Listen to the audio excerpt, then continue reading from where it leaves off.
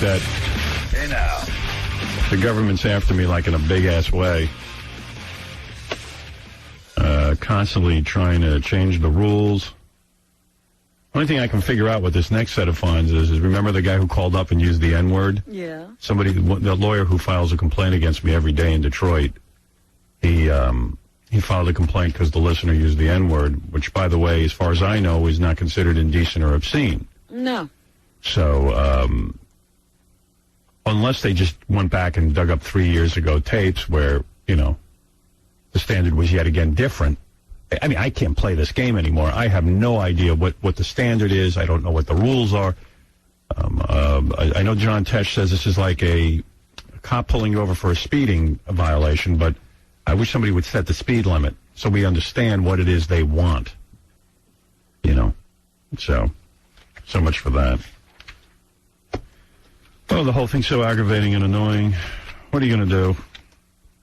It's just so stupid, the whole thing, and then, you know, you got an imbecile like Mancow in Chicago who, I was reading, I guess he has some guy fining him, so he's suing the guy for filing a complaint against him. And which only makes a joke out of all of this. Right. Every citizen has a right to write to the government and complain about anything they want to complain about. Yes, the guy has a vendetta. Yes, the guy wants him off the air, and that's fine. There are guys in Florida, Detroit, who write letters to the FCC every day about this show and complain about it, and they have every right to do it. I defend their right to do it. You want to complain about this show, by all means, you should be able to write the government. My problem. But what I have a problem with is the government taking the 50 complaints from one guy. Yeah, and treating it like there's an epidemic. Yeah. You know, it's clearly a guy with a heart-on who, you know, has a problem with the show. I don't say he doesn't have a problem with the show. Turn it off, and then you won't have a problem with it. And then you don't have to obsess on it. Yeah, that one guy doesn't have a right to say it shouldn't be there. But he certainly has a right to complain to the government. So to sue a guy because he's complaining to the government is like saying, well, he can't have his free speech. The fact is, man queer has a right to say whatever he wants on the radio. I defend his right.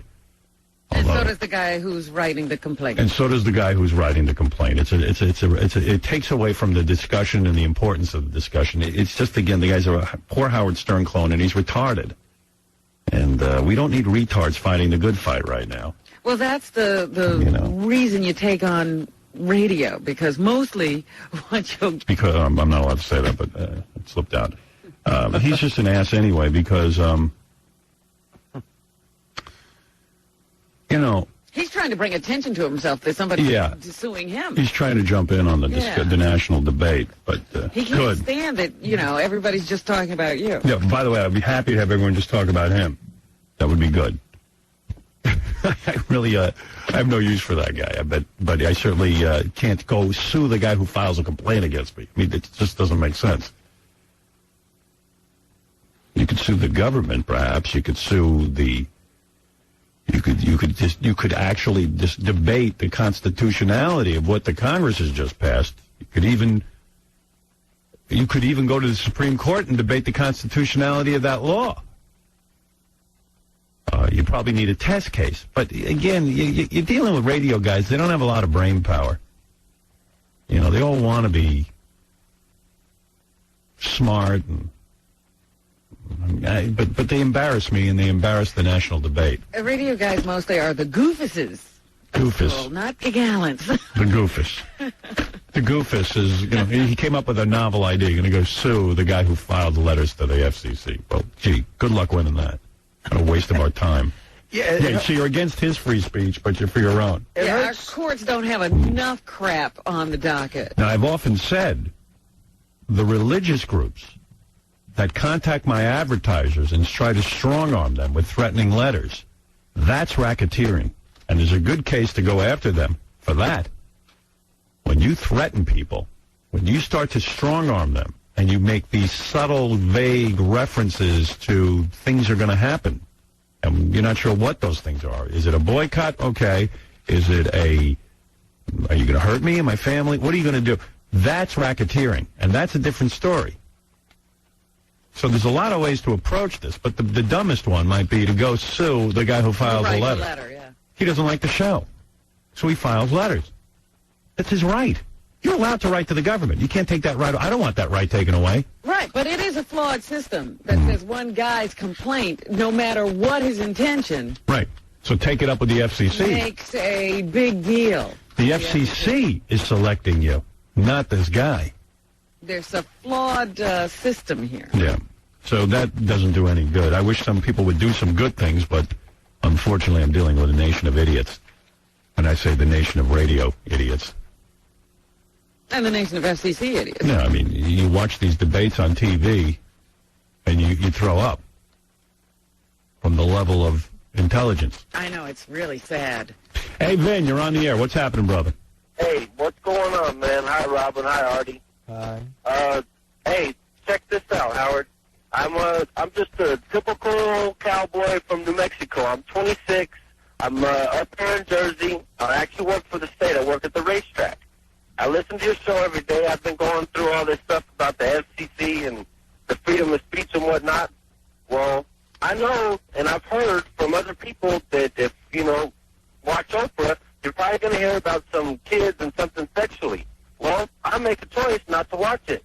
Why? Because I have a choice. Well, yesterday I was exposed to it, and I really didn't think about it, but if they can tell you that you can't put that crap on the air because it offends people, then why can't I find somebody for putting that stuff on the air and exposing me to it? Well, do me a favor and write a letter to the FCC that you heard Oprah the other day. If you can, make a transcript of the show. Oh, don't worry about it. And I will get a transcript of that show. I will post it for you on howardstern.com so you can write the FCC and tell them what offended you about Oprah. I'm just curious to see how they keep wrangling out of not finding her. How about the explanation of how that's educational? Well, I want to just see it. Thing. That's not education. What? Why are some people's complaints taken up and other people's not? Right. So we keep posting this stuff. If you can just write a letter to the FCC and ask them for an explanation on the Oprah thing. Here's yet another example of Oprah getting away with murder. And by the way, I have no problem with what Oprah's doing. I just have a problem that they're telling me I can't do it. Right. If it's wrong, it's wrong. Right. Let's get busy. Let's start finding everyone. They won't find Oprah. What, is it going to take 3 years to get around to Oprah? Bush and Powell, Colin Powell's son, will be out of business if they find Oprah. They will be the laughing stocks of the universe. Well, that's why we should have been able to play that... I think this radio station made a blunder, and I still think today we should play the Oprah clips on my show.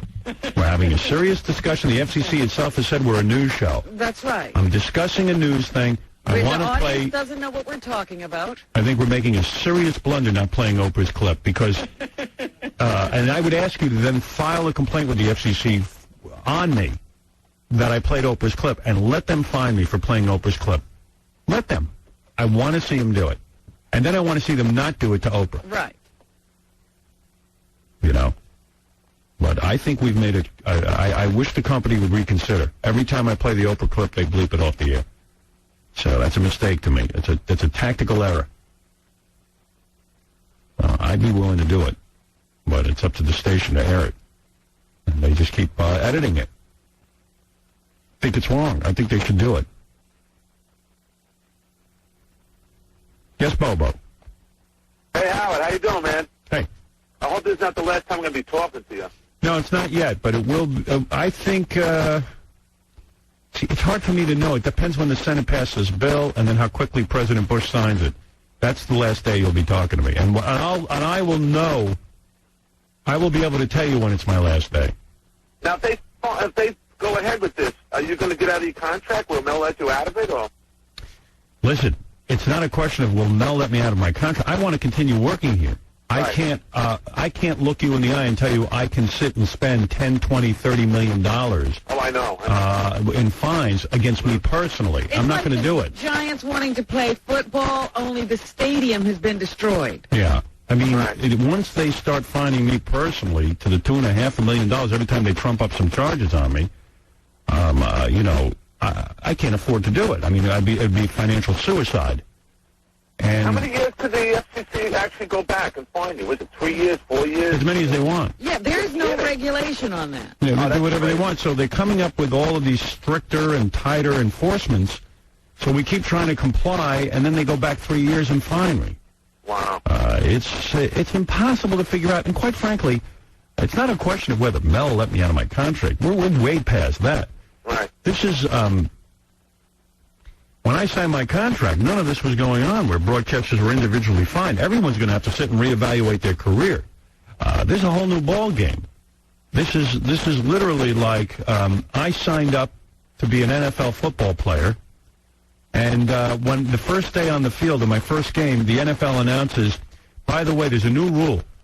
You can shoot. You can take a gun on the field and shoot the other players. So at that point, I would say, look, the rules have changed. I can't abide. Play this game. I can't play the game. I don't really want to get shot at every day on the field of football. I was into it when you could just break my neck. But now that you can shoot me, I don't know that I want to get into that. So that's what this is. This is them saying we can now use guns in the NFL. Now, I hope this never happens that you leave the air. I mean, really. I hope so, too. I love working with Mel. I love Viacom. I think it's a great company. They've been very loyal to me, particularly Mel. I don't even know that it's the company that's loyal to me. It's Mel that's loyal to me. And, in fact, most of the people in this company have not been loyal to me, especially Les Moonves, who is a monster. Now, have you sat down with Fred, Gary, and Artie at one point just in case you don't go back to radio? No, I haven't had that discussion because it's premature. We don't know what's going to happen. Well, the day that I really feel threatened, that I really have to sit and make this decision, I would sit with the gang, Robin, of course.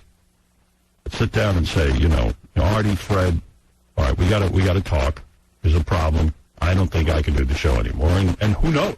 Robin might come to me before I come to her and go, I don't think I can do the show anymore. I mean, I'm not the only one at risk here. Well, I feel bad, really, for the rest of the people who work in this organization because they're out there wondering what their lives are going to be like in a few weeks. Well, that's what I'm worried about. And my plan always was to do 2 more years of radio, to honor my contract, of course. And to this day, I plan on doing that. I'm not really anxious to go to satellite radio and begin all over again. I know. What do they got, 300,000 listeners or something? Sirius has 300,000. XM has 1.2 million or something. I would do it. I would do it for a couple of reasons. One, I don't feel like ending my broadcast career when the FCC tells me I have to. Right, when somebody else says so. And number 2, there are some incredibly talented people that work alongside with me that I would take with me. I would try to take as many as I could and keep them employed in one way or another. Hey, Howard. Yeah. Howard? Yes. You have any Rainforest tickets? Yes, I do. Wow. I'm so glad we're here for you. Hey, it's my birthday today, man. Perfect. All right. You won a pair of tickets to the Rainforest Foundation concert Wednesday, April 21st at Carnegie Hall. You got Sting, Elton John, James Taylor, Bette Midler, Melanie Griffith, Antonio Banderas, and special surprise guests. Go to rainforestfoundation.org for more information. Oh, thanks a lot, man. I love you. Right. Thanks. There's Mobo with Parting gift. parting gift. We really got to fight for our freedom of speech. You got an iPod? Right. Yeah. Makes you question that love. Yeah. Brad. Hey, what's up, man? Hey, man, what's up? Hey, over the weekend, TBS showed Austin Powers 2, and it was completely uncut. They didn't say anything about it, but, like, when Mini-Me flips people 2 or 3 times in the movie, no bleeps, no, like, little blurs, everything. Yeah, well, you see, that's been going on, too, for a long time. PBS, under the guise of educational television, has been airing the S word, the F word. Boobs, everything. Did you say PBS or TBS? TBS. Oh, TBS is cable, and cable is a pay service. So I know you can't tell the difference, but the FCC sees a difference. Yeah. But PBS, if you're talking about them, has been airing all kinds of weird material, like hardcore nudity, sexual stuff, and nobody's ever fined them for that. That's just messed up. You were talking... It's very messed up.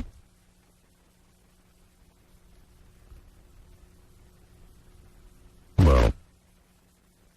Yes, I know you can come up with example after example of how people are doing things that we would never do. Well, hey, Harry, you're on the air. Hi, fine. Howard, Robin, and Gary, Artie, Fred, the day that came on, you guys didn't come on, I really thought it was the end of the night. It scared the hell out of me. What if the roles are reversed, and when you guys, the day that comes and you say there's no more show, is there anything you're going to be left behind and saying, I should have done this or I should have done that? I just want to make sure you don't overturn any obstacles. And the other thing is, I've been in the union for 21 years, And what we use here when management mistreats us, we give out their phone numbers and addresses. You're telling us to call right to the FCC, but you're not giving us any addresses and phone numbers. If you can get on howardstern.com, we do have all that information. Computers. Oh. But it's so slow mine, you know? All right. Hey, Gary, if you could go on there and get me some numbers. We need phone numbers, the senators, all right. FCC people. I got all that. I'll give it out. Great. All right, thanks. And as far as regrets, I have a few. I don't know the rest of the song. But the guy actually asked a good question. Is there, in my mind, something I could have done differently to keep the show going? Like, could I have maybe toned it down in some way to avoid this? And I've asked myself that. Or could you do a different show? That's what somebody else is, some other people are saying. I could do a different show. I really could. I could.